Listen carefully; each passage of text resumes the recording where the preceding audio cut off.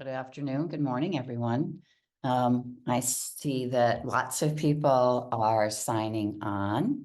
I'm going to give us a minute or two more, make sure everybody's had the opportunity to join. But we're happy to see everybody here. I see a lot of old friends and names on the line here. We're hoping that this is going to be a really interesting conversation. We will review and let you know about the Global Cotton Report. Hopefully we'll have some time for Q&A. There's also a chat box. So if you have any questions during the conversation, please go ahead and put your questions in, and maybe we can answer them as we go along, or set aside a few minutes as we go through the presentation. So, well, it's 4:02 for those of us who like to be prompt, and there's a lot to cover here. This Global Cotton Report covers a significant amount of work that was done both in the Americas and Europe. So we'd like to welcome you all here today, and thank you for joining us. Today, you're going to hear from Sarah Coulter. She is the Director of Programs in the Americas, and Martha Willis, EU Director of Programs based in Europe. And my name is Karla Magruder. I'm the president and founder of Accelerating Circularity. Let's get started. So for those of you who aren't familiar with us, and I hope that actually at this point everybody is, we try and get our name out there. We're an action-oriented nonprofit focused on textile-to-textile recycling systems at a commercial scale through a collaborative, stakeholder-led approach. And it is all about collaboration, right? We're here today because of the support of foundations in both the US and Europe supporting our work, the Walmart Foundation and the Loudest Foundation. We're here because of the incredibly hard work of a small but mighty team at Accelerating Circularity. And most importantly, the stakeholders that are involved in making this happen. This absolutely couldn't have happened without incredibly hard work, dedication, and collaboration between all of the elements of the supply chain. We're really lucky with the people who are participating with us. Unfortunately, in this time and space, it's a little hard to mention everyone's names, but everyone from collection through sorting, recyclers, yarn spinners, fabric mills, brands and retailers. You can't create a circular system without being able to close that loop. And we were allowed, and we had the participants that made that happen. So our mission to build circular systems that turn used textiles into new raw materials was made possible. And we haven't gotten there yet, but we do have a vision of a world in which textiles are no longer wasted. So the next slide. So again, a little bit of background and why we do the work that we do. Somewhere around 92 to, I've seen figures as big as 110 million tons of textiles go into landfill and incineration every year, right? We get, it's said that the textile industry creates 10% of all greenhouse gas emissions. That should really encourage all of you to want to be part of this work. So next slide. So how do we do this? If we've got somewhere between 92 and 110 million tons of textiles that's going into landfill and incineration, I think you see the problem statement of our work. And so for us to solve this problem, we really need to work with the whole system. And that's where Accelerating Circularity really focuses. I mean, it was a lot to bite off. We are all used to the existing supply chain that you can see here in those blue bubbles. But we recognize that we needed to incorporate those items that are in the white bubbles for us to actually make this work, right? We needed to engage the textile collectors, You know, these are businesses that have been around for hundreds of years, but they haven't necessarily been connected the way that they need to be for us to be able to create circular systems, right? Then they need to be sorted. We need the pre-processing or de-trimming. You know, the truth be told, for the most part, in these trials, we had to use mechanical systems because the automated systems, which we're really excited to be seeing coming along, weren't in place. They're starting to get to be there. And then mechanical recycling and chemical recycling. And again, these are areas that are growing and commercializing at higher scale. Next slide. So as we get into this, a little bit of the details, and I'm sure Martha and Sarah are going to provide you with a lot of great information. Obviously, we worked in the US or the Americas and Europe, right? So we're working on these two continents. We have 43 different participants. We targeted in this work 40% recycled content in the goods that were produced. Did we hit that on absolutely everything? Not entirely, but in some we actually did. And that included a target of around 20% of post-consumer. So we also use post-industrial materials. The idea is to get as much into the system as possible to get this circularity transition kicked off.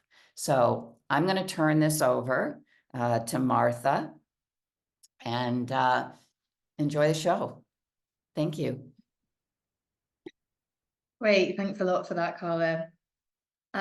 So yeah, it's going to be my job now to take you through a bit more of the detail about how we set up the trials and how we worked with stakeholders to do that. So first of all, we're going to talk about the scope. So you can see here a map of all of the supply chain partners that were involved. And this represents a wide range of actors in the textile supply chain, everything from collectors and sorters and pre-processors up to yarn spinners, fabric mills. So some of these sites you can see here were vertically integrated. They performed multiple steps within the supply chains, but some of them just had standalone roles. Within the trials, between the two regions, we defined with stakeholders what products did we want to make. And this varied a little bit region by region. The products that you can see here, we decided to make using a variety of recycling technologies and also an assortment of fiber blends. So whilst the work to commercialize specific technologies and processes is essential, our focus here was really on developing a whole system of engaged participants who could make circularity scalable. So with this in mind, we structured the trial in 4 phases that were really geared towards fostering consensus and cohesion amongst those that were participating. The first of these phases was research and mapping. So we conducted a detailed mapping of textile to textile stakeholders to identify end users and supply chain partners for a full spectrum of post-industrial and post-consumer textiles. And within that framework, we thought about what would be the challenges of stakeholder engagement at various levels of the supply chain.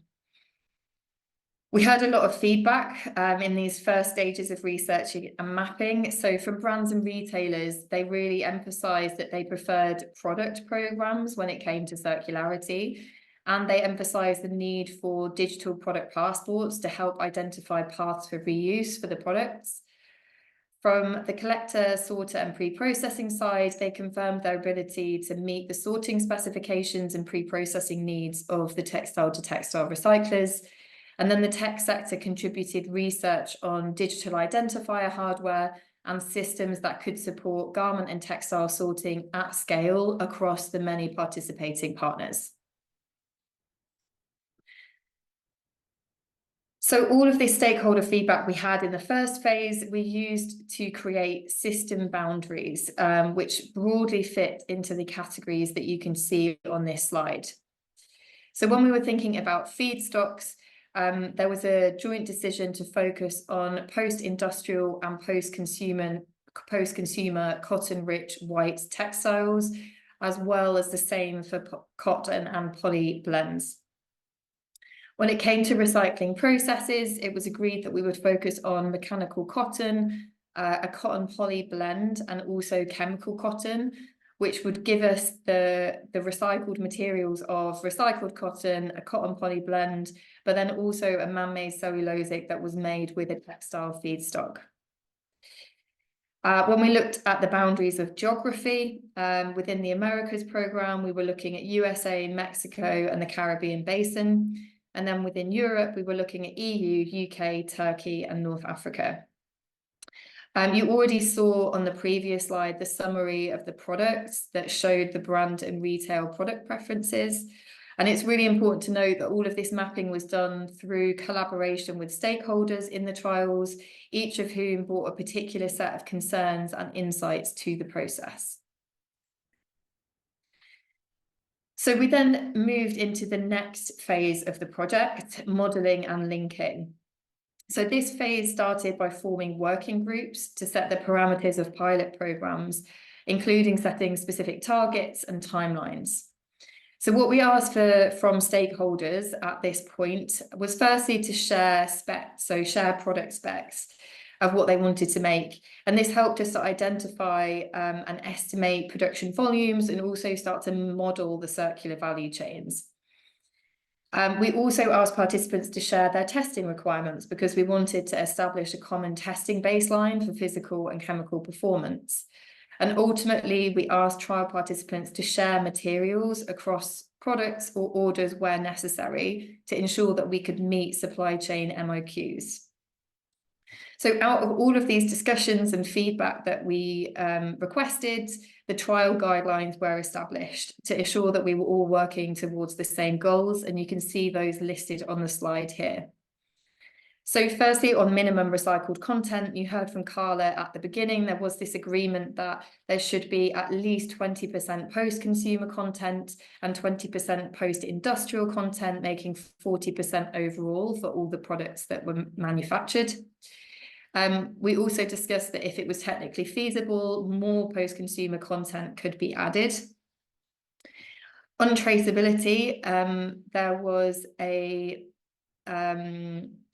agreement that outputs could be blended with virgin materials, understanding that it's very difficult to get 100% recycled cotton at the moment, and that each transaction would be documented, and if there was any claims on the final product, this should have transactional traceability behind it. On end of life, it was agreed that we would test emerging digital product passport technologies. And on production, we agreed that where technically possible, production should be within the regional scope that was defined, but any production outside of that should be reported so that we could contribute to the project outcomes. And then, as I mentioned previously, on volumes, we needed to make sure that we could meet MOQs within the supply chain. And so this was defined with the supply chain partners. So with these guidelines established, our stakeholders then got to work in the execution phase. And there was broadly 4 phases of the project. So the first stage was really collecting, sorting, and pre-processing. So this is where we procured the post-industrial and post-consumer feedstocks that we needed, taking a lot of note of the fibre composition, the format that recyclers needed, and also the quantity to meet our pilot plans. The next stage was the textile to textile recycling itself. So we ran stage 1 outputs through recyclers, and we confirmed that these outputs met quality and volume requirements. Stage 3 was then fibre and fabric manufacturing. So we ran the stage 2 outputs through this stage of the supply chain. And again, we ensured that the fibres met the specifications for industry developments. In the US, we then went on to the 4th stage, which was garment manufacturing through a nominated supplier. And we confirmed then that the garments met the industry requirements for virgin products, but with recycled materials. And then the final bit from me is on testing. So we obviously wanted to make sure that we were monitoring the progress of these trials. And we decided to define physical and chemical performance to show that circular materials could effectively meet industry standards. We also tracked costing and other parameters to make sure that, or to measure how much different stages of the supply chain for recycled materials compared with industry norms, so that we could really validate these circular business models. So the guidelines that we developed in the previous phase resulted in quality and performance testing at each relevant production stage through the trials. And this helped us to determine whether or not we could move on to the next stage of production and it met our requirements, or whether or not we needed to refine a process and maybe alter a trial pathway. Particularly in Europe, there was a focus on creating a baseline for testing through a consolidation of brand requirements and also mill recommendations, plus recommendations from chemical experts within the industry. And the intention was to test against a common standard to make sure that any potential failure in the results could be openly discussed within the group. Within the US, they also worked on costing baselines. So this was informed by market dynamics of different fibers that would be classified as preferred, to get a feel for how much we should be paying for recycled content. So, for example, in the 2022 to 23 season, the average price of US conventional cotton was about 85 cents per pound, while organic cotton was at about a 38% premium. And within polyester, for example, there was about a 20% increase in prices throughout the project timeline. So looking at these trends between project participants, it was agreed that an upcharge or a premium of around 30% above comparable conventional methods would accommodate for that kind of sustainable material premium in the market. So any material costs that were incurred above this baseline were subsidized by the program. In Europe, there was more of a focus on measuring the cost impacts along the supply chain and looking at what the actual cost implications were of integrating a given percentage of post-consumer cotton at the fabric stage of materials. So that's enough from me on how we set up the trials, and I'm going to hand over now to Sarah, who's going to give you more insight then into the results. Great, thanks, Martha. Yeah, great. So as you've already heard a little bit from Martha, the trials didn't run exactly the same way in the US and in Europe. And that's really because the state of textile to textile recycling is quite different in the US and Europe. So just to frame up some of the differences, in Europe, the focus was really on building and testing discrete supply chains with a variety of yarns and fabrics. And the participating brands and suppliers really focused on prioritizing product development over, bulk orders. So really to see what all of the possibilities were. On the other hand, in the US, we focused more on producing large volumes of very, very basic circular materials. And the idea there was to be able to share those very basic materials across multiple suppliers and supply chains.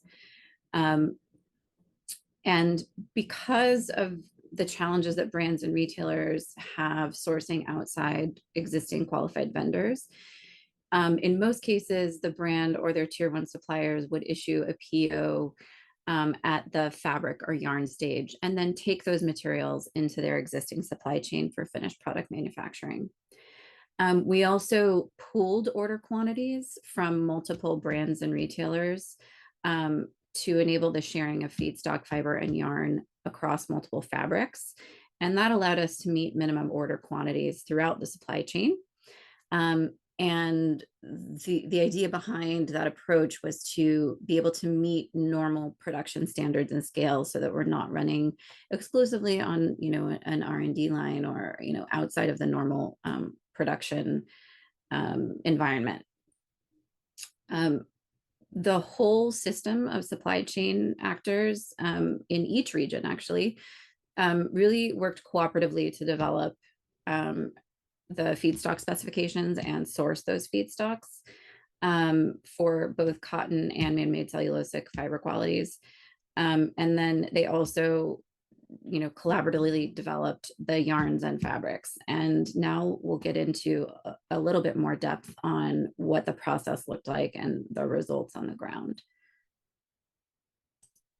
So one of our biggest successes is that we were able to source 28 almost tons of post-consumer cotton textiles as feedstock for the global cotton trials. The approach we took to sourcing that was a little different in the US and Europe, and I'll touch on both. So in the US, where sortation for textile to textile recycling is very new, we tasked multiple collectors and sorters with supplying material that met a single specification. And that specification was really quite narrow and stringent. And we shared that feedstock across all of the cotton trials. Finding vendors to meet that spec was really challenging. It took us more than a year of engagement with collectors and sorters to secure vendors to even be willing to try to produce this feedstock. All of the feedstocks were sorted by hand and with the help of NIR scanners. And one of the things we learned about this approach is that NIR enabled sorting for feedstock, for recycling feedstock, really is only effective and really only adds value when it is done on an item level. When it's used only, sort of on a risk basis for quality assurance, we find unacceptable levels of contamination. All pre-processing was done by hand, both in the US and in Europe. But in Europe, where collecting and sorting infrastructure is much more advanced than in the US, we were able to test multiple feedstock qualities. So in contrast to the US, where we just focused really quite narrowly on producing a large volume of a single feedstock. In Europe, they had a little more freedom to source a variety of feedstocks and go through the development stage on a number of them to see where the differences might be in those different feedstock qualities. They also were able to use some automated sortation. But again, as I mentioned, all the pre-processing was done by hand in both regions. And this is, this remains a gap in the system where we need more investment and where the innovations are really ripe for commercialization. Next slide. So what did we make with all those feedstocks? So there's a lot to talk about in here. I'll just touch on some of the highlights. So in the US, we made 3 main fibers and fiber blends with post-consumer textile inputs. One of them I'm going to highlight here was our 50-50 post-industrial, post-consumer recycled cotton fiber blend. We came to calling it the ACP blend because it went into the majority of the yarns and fabrics that moved forward. And we were quite excited about the performance of that fiber in the various materials that came out of those trials.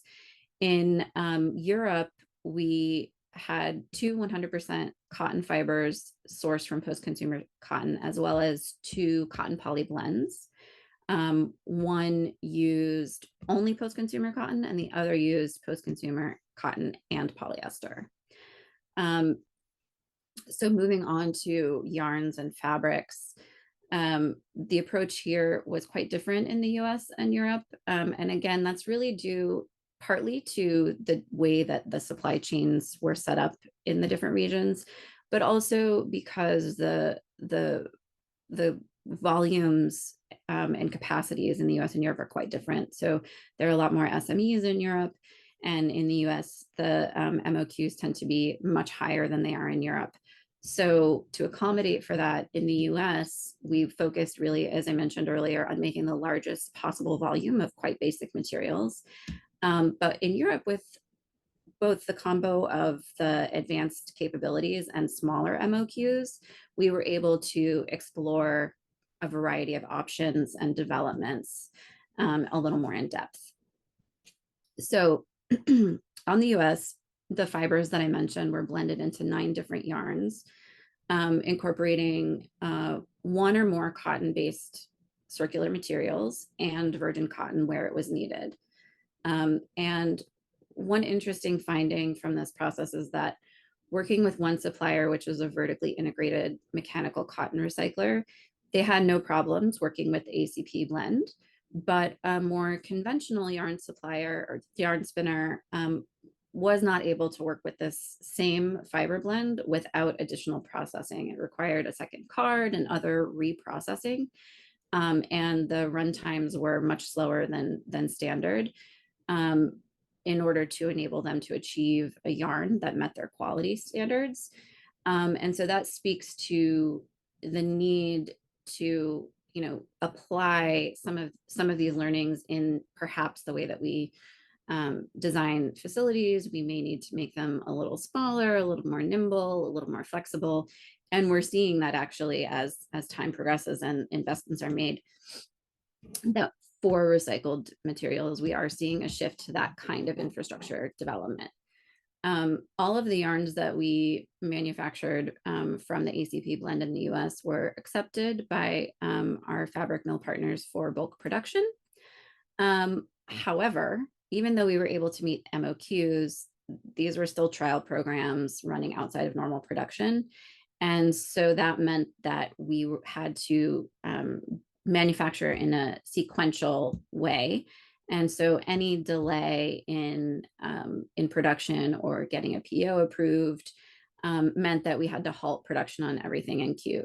So that affected our ability to move all the way through to the end of the finished product trials in some cases. So in some cases, those are still actually in progress. But the fabrics that we manufactured did pass the testing requirements set by our program. And the ones that we have qualified as, passed, in our report, you'll see it's been designated as being repeatable. And we have gotten interest from both brand partners and their supply chain partners in expanding some of these materials into fully commercial standard programs. And we'll talk a little bit about that as we move into discussing our next phase of work.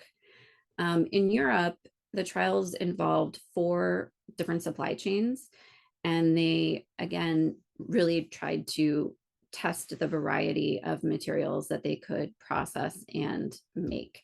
So supply chain 1 in Europe aimed to produce 2 versions of the same fabric, one with a blend of 20% post-consumer cotton, 20% post-industrial cotton, and 60% organic cotton. And then on the other side, the same fabric they made with a blend of the 20% PC, 20% PI, and Refibra. And so that enabled them to do sort of a comparison of, all of the attributes of those 2 fabrics. And the fabric that they made was kept in an unfinished state to be able to look at possible color contamination from any impurities in the feedstock. In supply chain 2, the brands wanted to explore heavier weight twill quality. And for that, they used one of the processor's stock yarns, and that incorporated recycled post-consumer denim. Supply chain 3, there was a vertical yarn and fabric producer, and they collaborated with the brands to develop a variety of fabrics. They were overdyed into navy to, again, sort of assess what contamination from other fibers, like, for example, polyester and elastane, might do, how those bits of contamination might affect the dyeing process.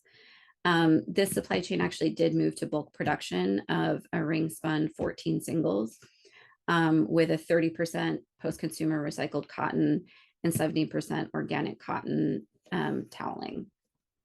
And then in supply chain 4, the initial plan was to use a post-consumer cotton poly fiber for a heavier sweatshirt quality.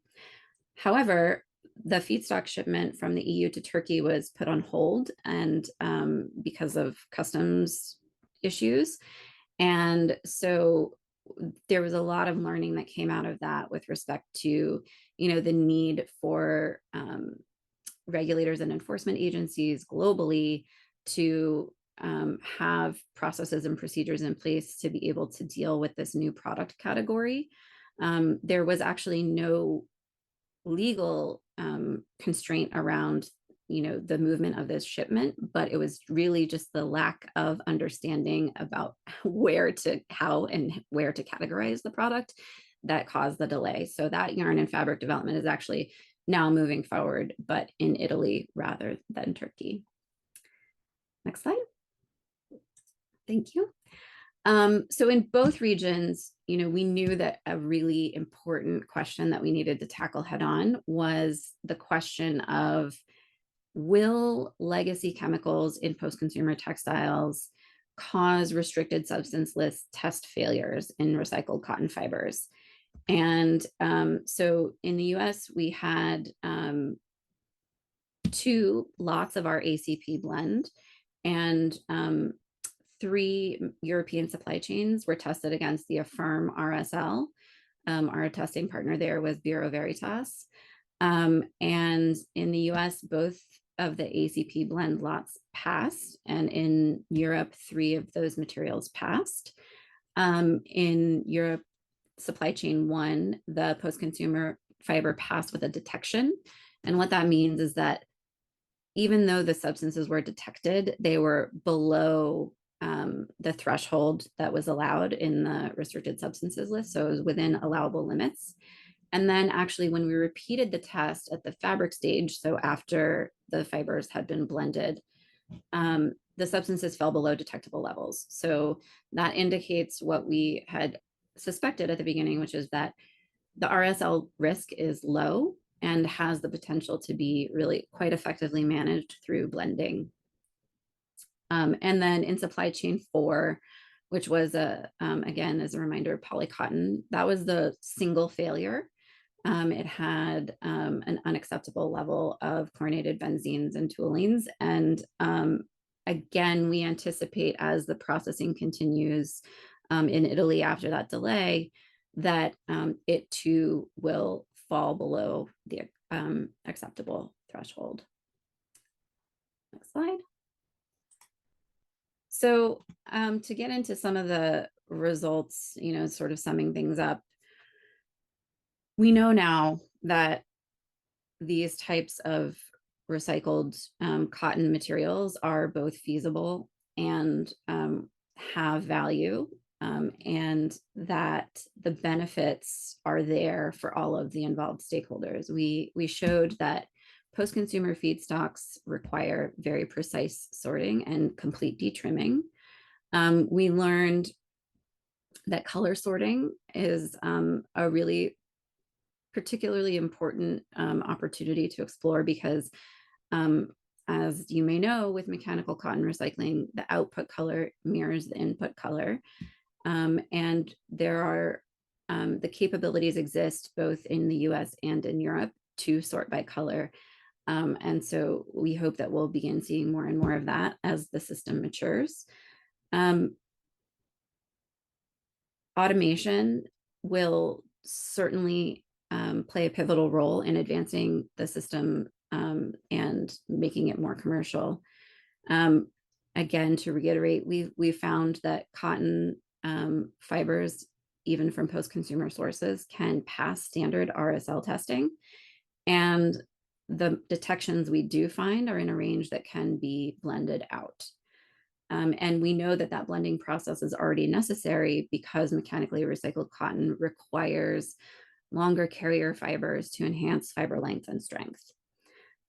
We were able to develop a wide range of yarns, including finer ranges than we thought would be possible, up to 26 singles in the US, and ring spun yarns in Europe up to 30 singles.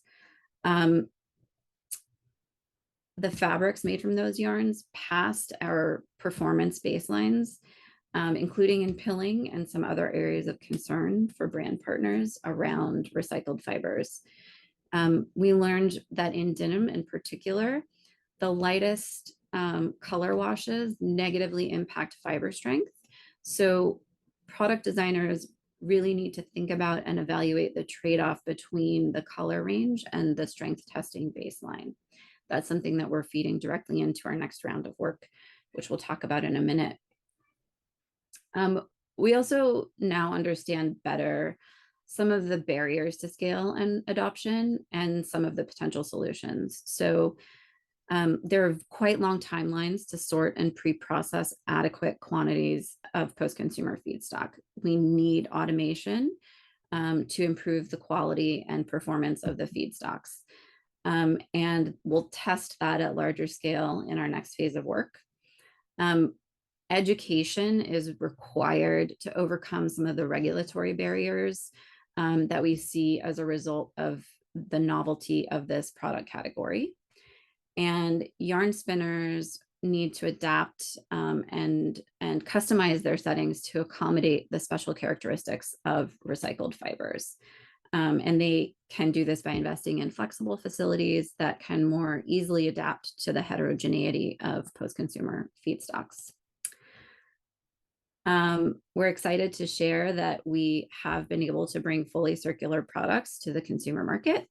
What you're seeing here is the product listing of two of the products that were developed in the US trials. Our brand partner Target launched these two tops in March 2024. They have denim launching later this summer. And we have finished products launching from many other of our brand partners throughout the rest of this year. Now I'll pass it over to Karla.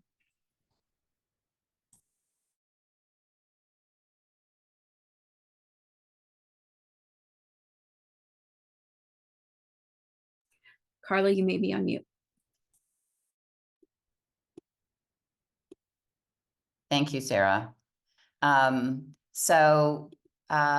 Just a note, there have been some questions coming into the chat box, which I've been trying to answer as we go along. So I think I've answered many of them, except I think there's a question on the price of virgin poly when we were, just getting started. And I know there's a price, there's something sticking in my head, but I want to look at notes before maybe Sarah or Martha remembers that or can look it up. But we did have a price for virgin. So everything that you just saw has been really exciting. We've been thrilled to get as far as we got. When we first started talking about adding post-consumer, most of the people that we were working with, I know that some post-consumer denim to denim was happening, but to get post-consumer into jersey and knits at, finer yarn counts and with all that entails, people were kind of looking at us like maybe we were crazy. And so it was really exciting for this work to get done. As we did this work and got into details, we learned a lot, and we learned that there's a lot more to do. I'm an impatient person, so I was hoping that, we would do this and, we would get to a place and we would just hand it off to the industry and everybody would go along their circular merry way. But that's not exactly the case. So as we move forward, we're looking at what we're calling building circular systems, right? With the whole idea about taking what we've learned, using that so that we're able to scale to even higher levels. We showed the amount of post-consumer textiles that we used. We actually used double that amount because most everything we did also included post-industrial textiles. So I think we actually were closer to around actually over 50 tons of recycled content in total. Sarah, you could correct me if that number's a little off. No, that was about right. Yep. And so for us to move forward, right, we're going to need, as we have worked with so far, we're going to need the industry to gather together and to collaborate to make this happen. As I said earlier, we can't make a circle unless every part of that circle is working. And if one part falls out, the system doesn't close and it doesn't work. So one of the things that we're doing is we're going to use the textile use hierarchy, the idea behind reduce, reuse, recycle. We used to always say it, and I think we've thought about this now as almost common knowledge, but maybe it's not. But recycling is not at the top of the circular systems, right? We are what happens when you can't reduce, you can't reuse it any longer. And now those materials that are not appropriate for reuse can go into the recycling system. So what we need to be able to do is we need to help the industry be able to understand if they have materials and they are not rewearable, what is the logical steps? Where can they go? And that's a very regional thing. What material, who can collect the materials, who can sort the materials, who can recycle the materials. And so we hope to be able to build a tool. That's work that we've kicked off already, and we'll continue doing that throughout this new next segment of the product. Building markets, we have bigger goals now.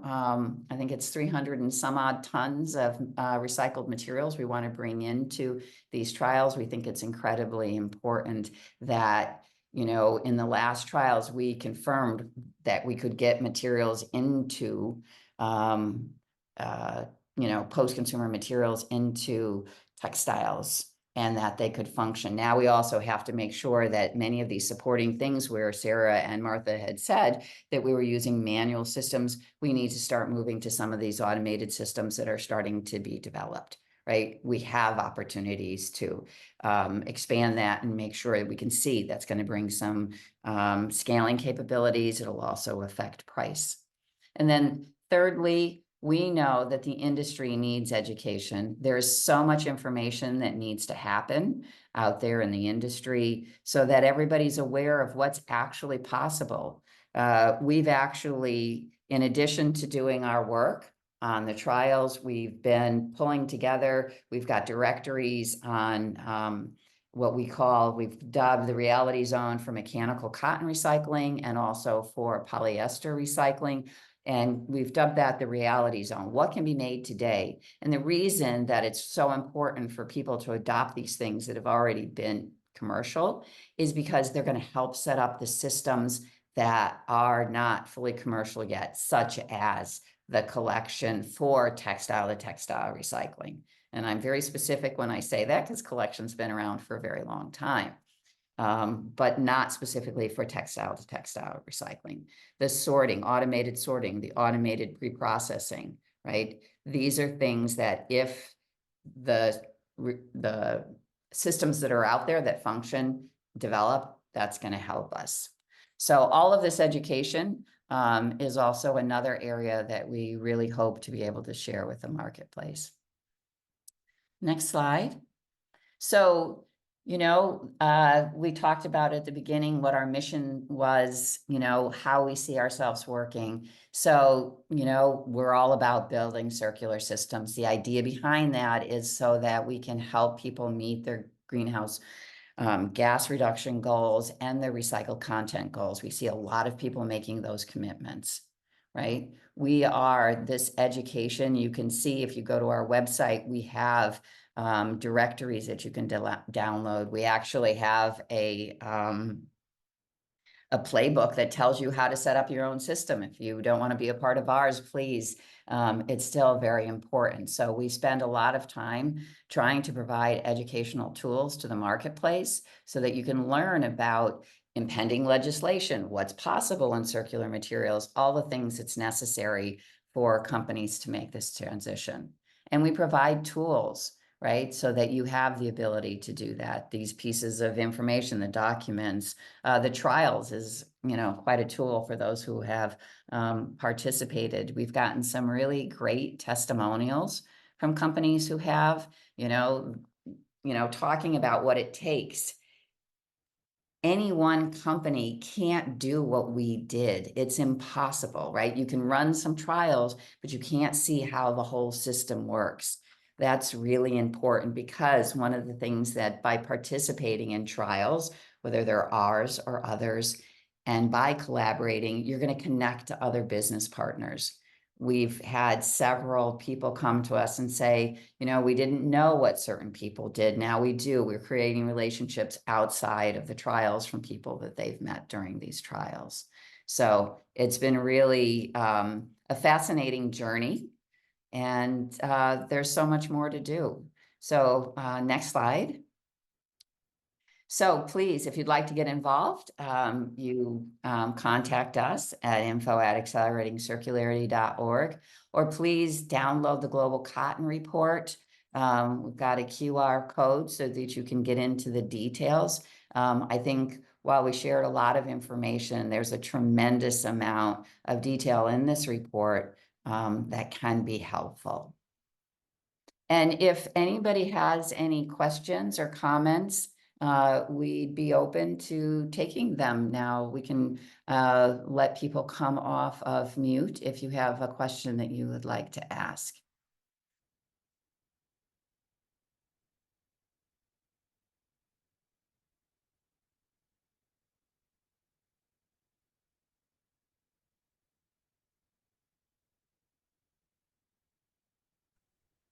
Yes, Kimberly, go right ahead.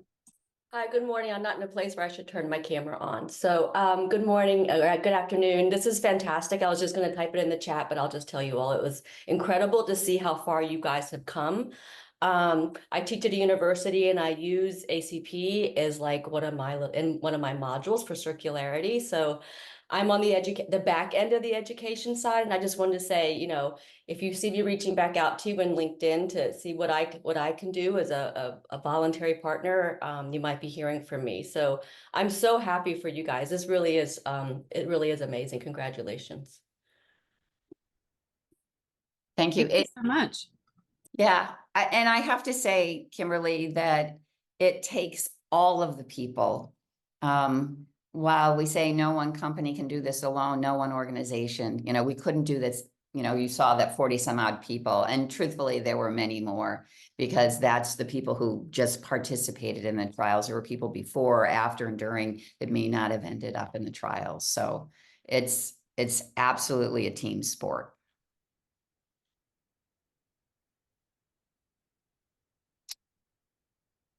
Anyone else? It looks like Libby has her hand raised. Great. Hi, good morning. This is great. I learned so much from this webinar. Thank you so much. You guys have done some incredible work here.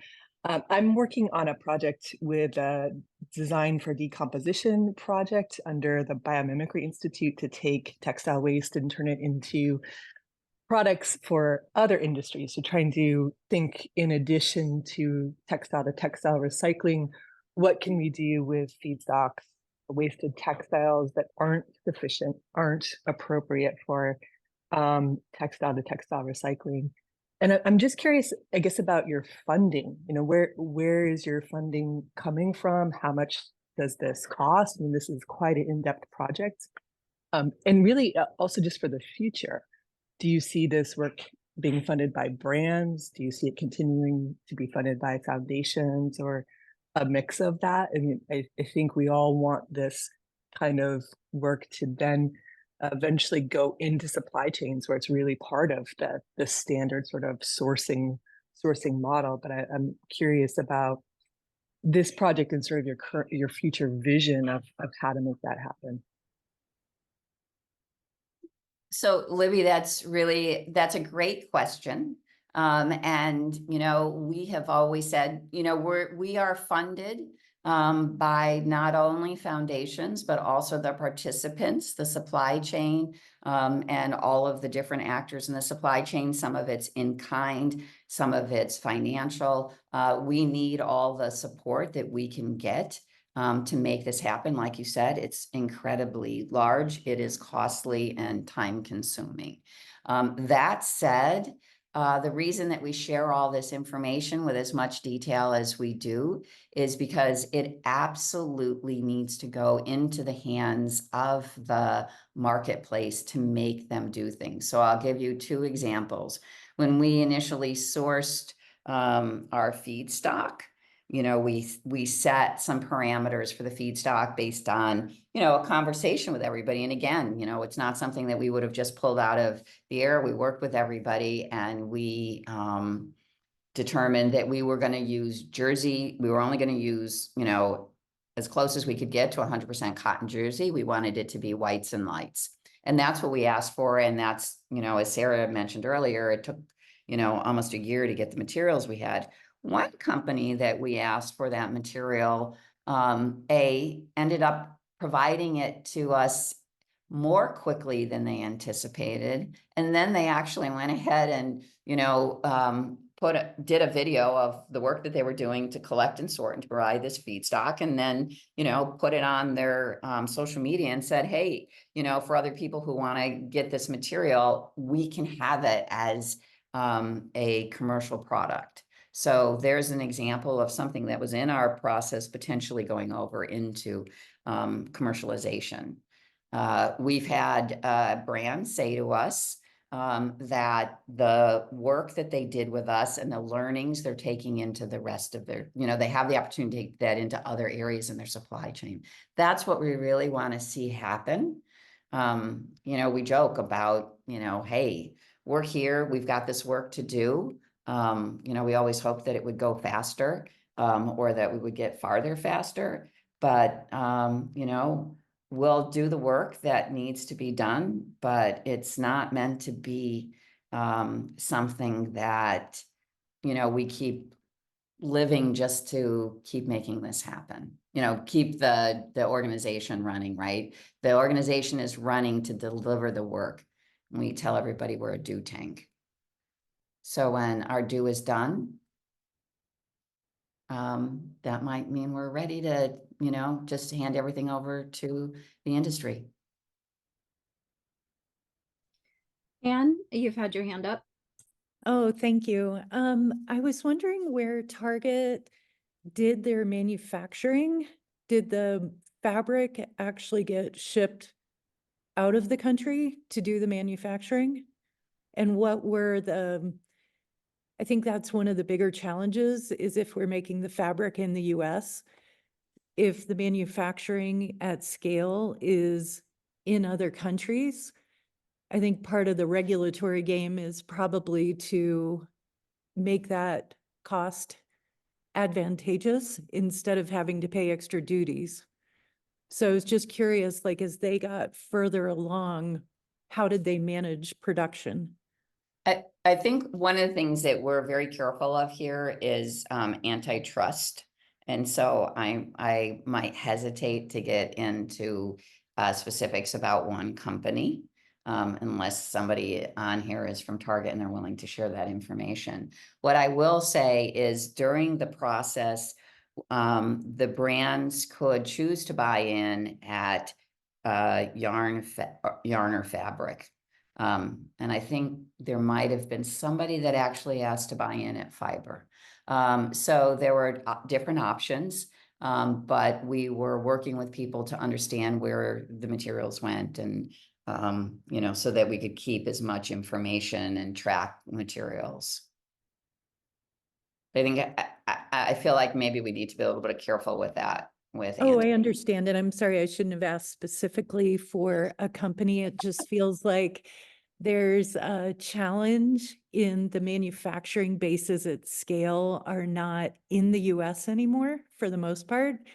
And so, we're the biggest, probably the biggest disposable consumer market. And I feel like there's probably a need to work with regulation on that, and how do we make it advantageous to brands to be able to take that recycled material and make it circular, but then work within the manufacturing networks that they already have. It's an interesting question, because we also had somebody on the chat ask about,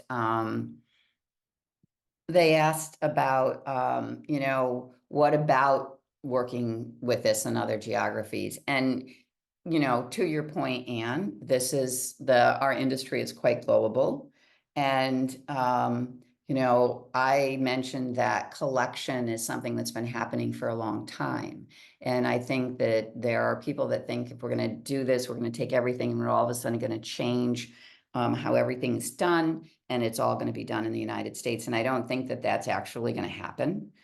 So this work needs to go out. We focused on the US and Europe initially because this is where we're generating these materials. But we also know that these materials today are being exported to other countries and creating markets and businesses that are important to the livelihoods of many millions of people. And so all of this stuff is going to have to be determined, you know, what's the best way for it to work? Where are we going to really be manufacturing? Are there programs? You know, there are programs today where in the United States, you ship fabric down to Central America, they cut it, they sew it, and they shin the garments back, and there's,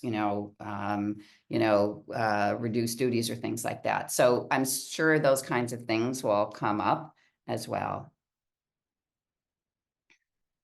I hope that answers your question. Thank you for sharing. I know it's a learning process. There's a lot.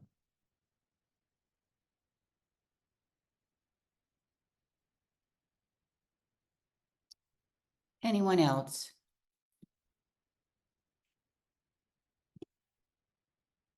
We'd like to thank everybody for their time today and listening to what we have to say. And we all hope that you go out there, embrace circularity to the best of your ability and make things happen. This is all about change. This is designed hopefully to make you want to do something different than the regular linear supply chain. So please reach out if you have any questions. We're happy to answer them. Thanks, everybody. Thanks, Bye-bye. everyone. Thank Bye. you. Bye. Thank you.